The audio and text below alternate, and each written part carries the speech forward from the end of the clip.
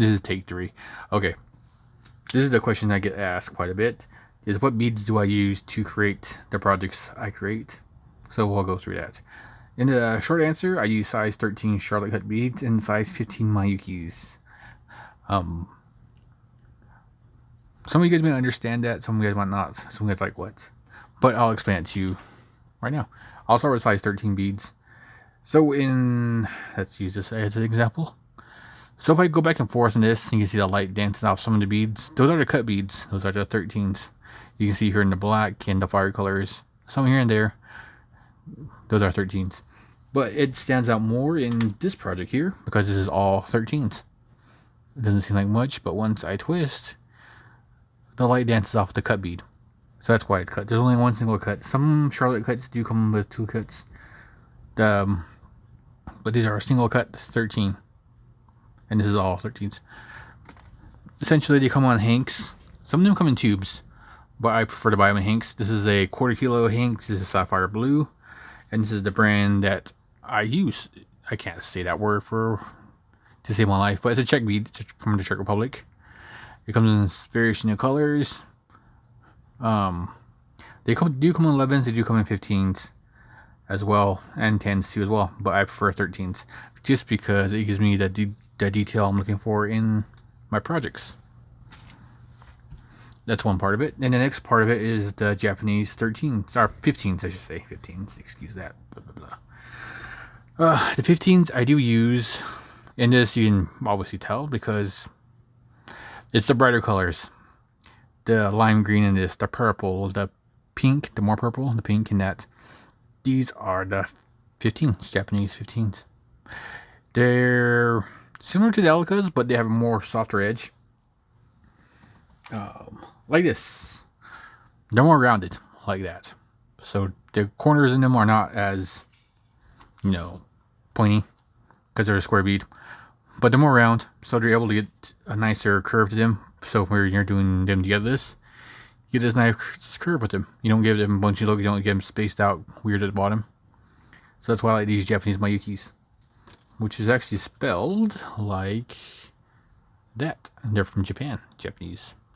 Miyuki, 15, size 15. This is nice blue. But they do come in like a lot of brighter colors. Like I said, they come in the green. They do come in the silver line colors. Metallic finishes. Matte finishes where they're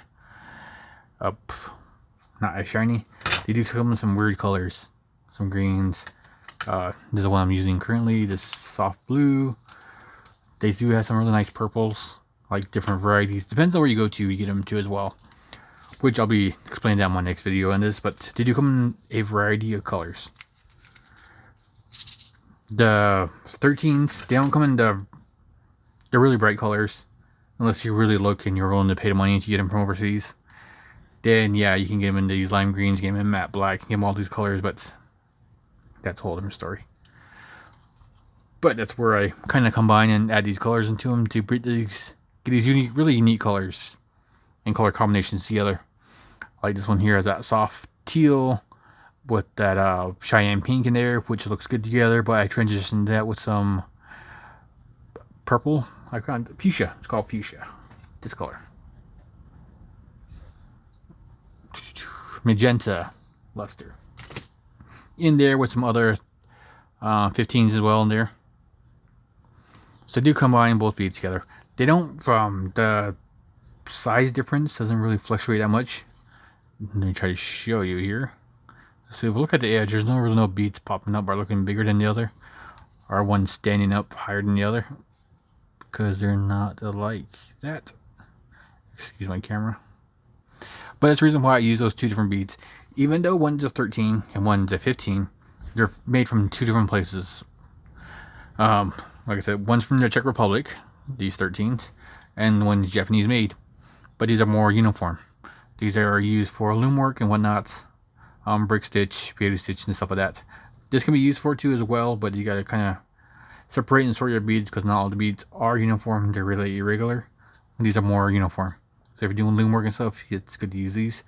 Plus the hole size in this is a bit bigger, so you need to get away with using a size 10 or 11 needle on that. This one you gotta use a 12 or a 13 smaller needle because the hole is a bit smaller. These are glass. But I can show you here in the relationships of those two beads. So you can see the lime green. Let me zoom in a bit. The lime green of this is very uniform. You can see that. But if you look closely at this fire color side, those are the 13s. And you can see the difference in bead size throughout the whole thing. I worked these long enough that I know how to use the beads to my advantage to make sure they look the same, even here and here. So they look the same, look uniform, and they work out perfectly for me. So at a distance, they seem really nice. They seem really perfect in that, but close up together, they're really not. And for one, by the size of this piece, this is a quarter. 2 quarters, you make this that wide. So yeah, this is the width of 2 quarters. It's crazy. So roughly about 2 inches, 2 1/4, about 3 inches tall. Plus the dangles add a little more length to them. The skull. Somebody got mad at me for having a skull on here. Personal preferences. This too, you can see how big it is. It's almost it's actually a bit wider than these. Well, it's quite a bit wider.